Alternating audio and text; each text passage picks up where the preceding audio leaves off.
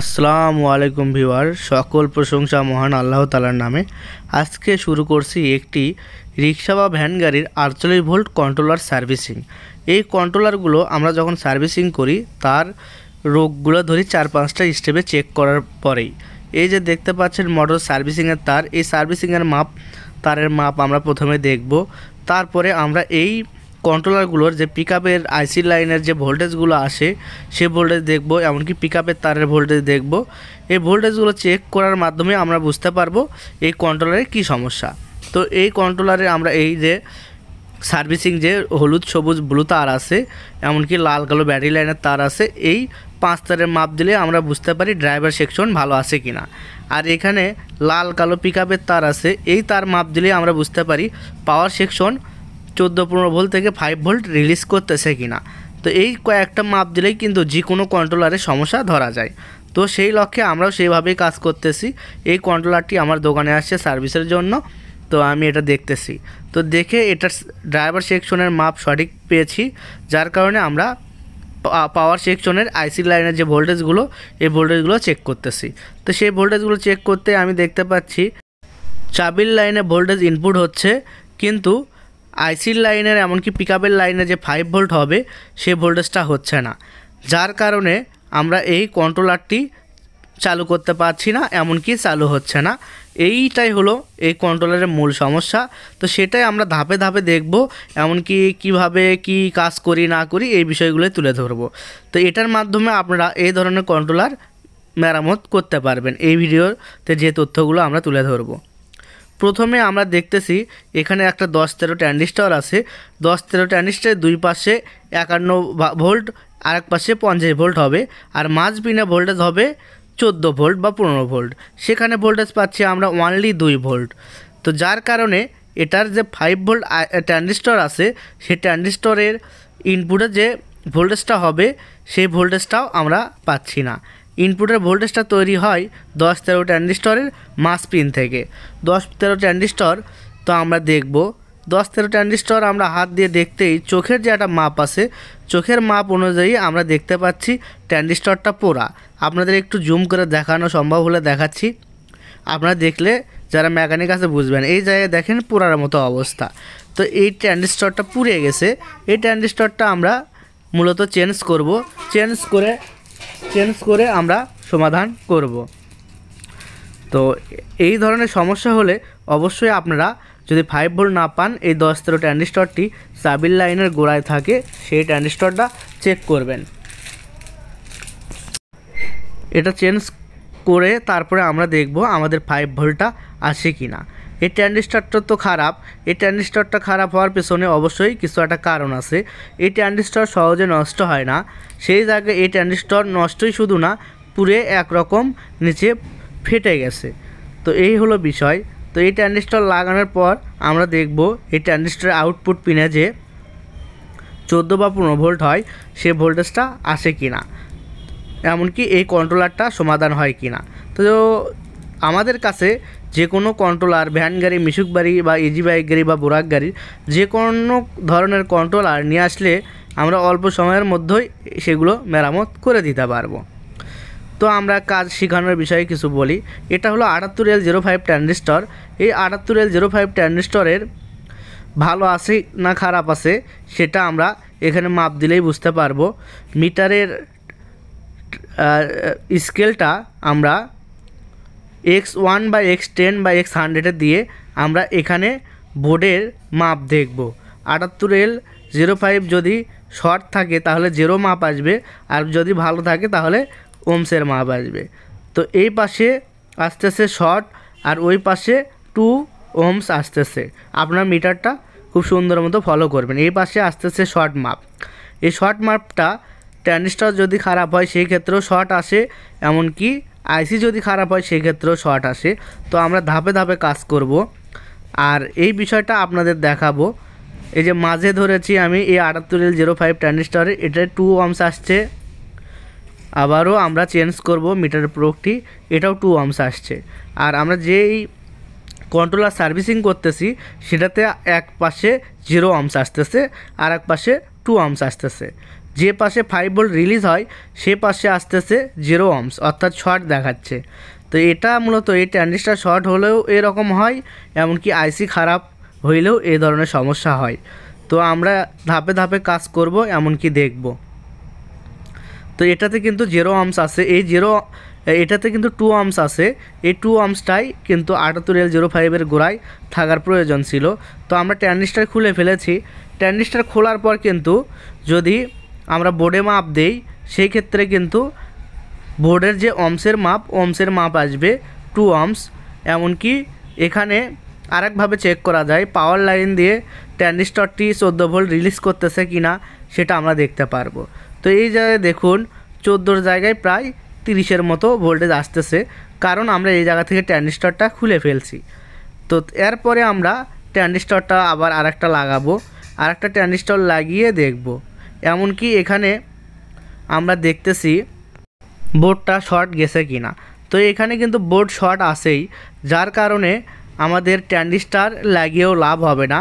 মূলত ট্রানজিস্টর ভালো আছে, কিন্তু বোর্ডেই কোনো একটা সমস্যা আছে, যার কারণে ট্রানজিস্টর খোলার পরেও 0 ohms আসতেছে, শর্ট আসেই।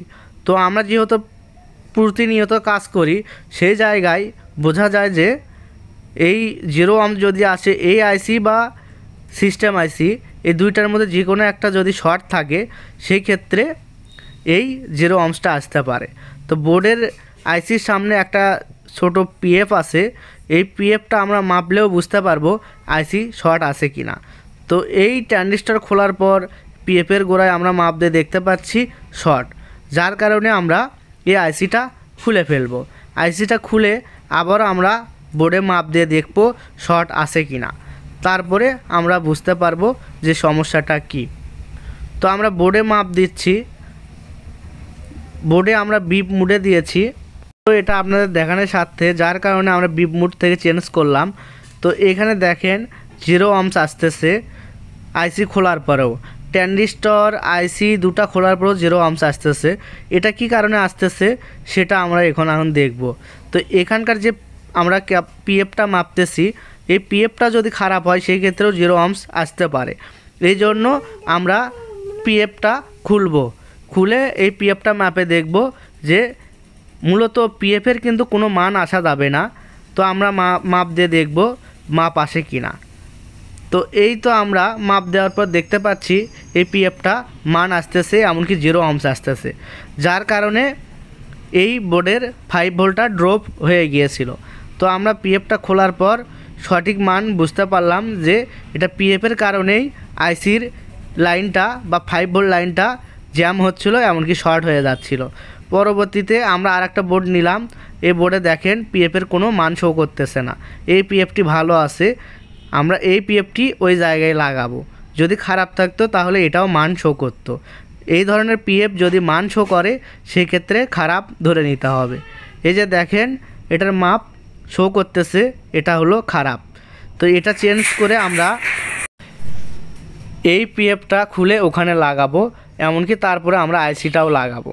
তো আমরা অ্যাভেলেবেল জানি কিন্তু অল টাইম যদি 5 ভোল্ট আউটপুট হয় 78L05 ট্রানজিস্টরের গোড়ায় যে লাইনটা থাকে সেটাই আইসিতে যায়। আর সেইটা মাপ ধরলে আমরা বুঝতে পারি যে ট্রানজিস্টর খারাপ না আইসি খারাপ। ট্রানজিস্টর খোলার পরেও যদি শর্ট হয় আমরা বুঝতে পারি কিন্তু যে আইসি খারাপ, কিন্তু এইটার কিন্তু তা না। এইটার কিন্তু আমরা পাইলাম এখানকার যে পিএফ, অনেকে ক্যাপাসিটার বলেন, কিন্তু মূলত এটা সিরামিকের পিএফ, এর কোনো মান শো করবে না। যদি মান শো করে সেই ক্ষেত্রে বুঝতে হবে খারাপ। তো পিএফটা আমরা চেঞ্জ করার পর বোর্ডের মানটা দেখতেছি, এই যে দেখেন ওমস আসতেছে, আর কিন্তু 0 ohms আসতেছে না। এই যে 78L05 ট্রানজিস্টরের গোড়ায় আর কিন্তু 0 ohms আসতেছে না। এখন কিন্তু বোর্ডের যে অরিজিনাল মাপ যেটা, সেই মানটাই আসতেছে। একদিকে ধরলে 2 ohms আসতেছে, আর একদিকে ধরলে ohms আরও বেশি আসতেছে। তো মূলত সমস্যা ছিল পিএফে, সামান্য পিএফের কারণেই কিন্তু আমাদের আইসিটা খুলতে হলো। তো আইসি খোলার কিন্তু এর পরবর্তীতে যারা কাজ করবেন তাদের উদ্দেশ্য আজকে আমি ভিডিও করেছি। এর পরবর্তীতে কখনও যদি এরকম শর্ট দেখেন ট্রানজিস্টর খোলার পরেও, অবশ্যই এই সিরামিকের পিএফটা চেক করবেন। এটা যদি শর্ট থাকে সেই ক্ষেত্রেও কিন্তু এই 5 ভোল্টটা ড্রপ হয়ে যায়। সেই জন্য যারা নিত্য নতুন মেকানিক আছেন অবশ্যই 78L05 ট্রানজিস্টার খোলার পরেও যদি বোর্ডে শর্ট না যায় সেই ক্ষেত্রে ক্যাপাসিটরটা চেক করবেন, তারপরে আইসিটা খুলবেন। তো এই জন্যই আজকে আমরা ভিডিওটি করেছিলাম। তো ভিডিওটি আমি মনে করেছি অনেক গুরুত্বপূর্ণ ছিল, তাই আপনাদের মাঝে শেয়ার করলাম। তো এই ধরনের কন্ট্রোলারের ভিডিও পেতে চাইলে অবশ্যই আমাদের চ্যানেলটি সাবস্ক্রাইব করবেন, এমনকি পাশে থাকা বেল আইকন এনাবেল করবেন। আর এই কাজটি যারা প্রফেশনালভাবে করতে চাচ্ছেন, প্র্যাকটিক্যালি শিখতে চাচ্ছেন, অনেকে শেখার জন্য আশেপাশে অনেক মেকানিকের কাছে যান কিন্তু আপনাদের কেউ কাজ শেখাতে চায় না, তাদের জন্য আমাদের ট্রেনিং সেন্টার চালু করা হয়েছে। আমাদের ট্রেনিং সেন্টারে প্রত্যেক মাসে বাংলাদেশের বিভিন্ন জেলা থেকে ছাত্র এসে কাজ শিখে যায়। বাংলাদেশের যে কোনো জেলা থেকে এসে আপনারা কিন্তু এই ব্যাটারি চালিত গাড়ির মোটর, কন্ট্রোলার, চার্জার, ওয়্যারিংয়ের কাজ প্রফেশনালভাবে প্র্যাকটিক্যালি শিখতে পারবেন।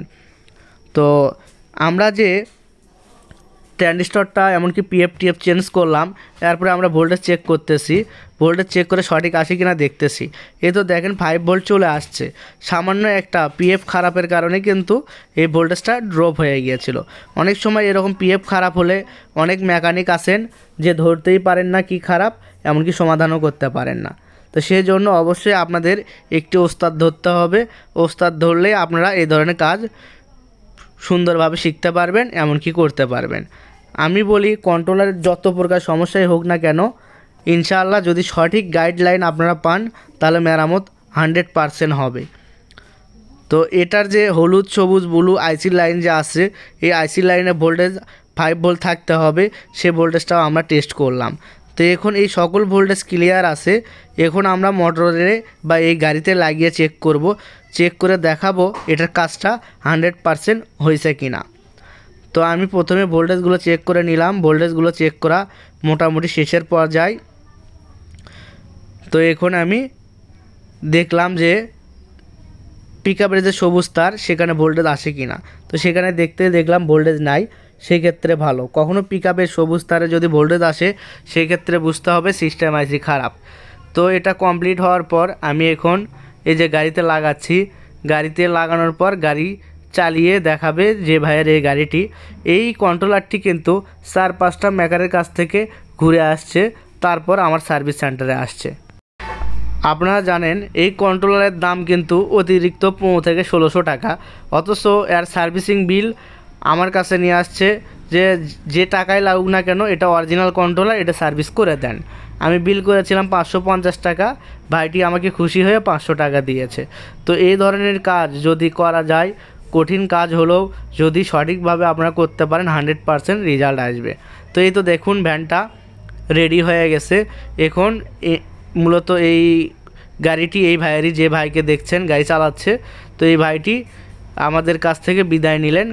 কাজ কমপ্লিট হয়ে গেছে, এখন রোডে গাড়ি চালু করে নিয়ে চলে যাচ্ছে। কয়েকটা মেকানিকের কাছে কিন্তু ঠেলে টানে নিয়ে আসছিলো সার্ভিসের জন্য, কোথাও করতে পারেনি। পরবর্তীতে আমার সার্ভিস সেন্টারে নিয়ে আসার পর তাকে সমাধান করে দেওয়ার পর তিনি কিন্তু গাড়িটি নিয়ে যাচ্ছে। তো এই ধরনের কাজ যারা প্রফেশনালভাবে শিখতে আগ্রহী আছেন অবশ্যই যোগাযোগ করবেন। স্ক্রিন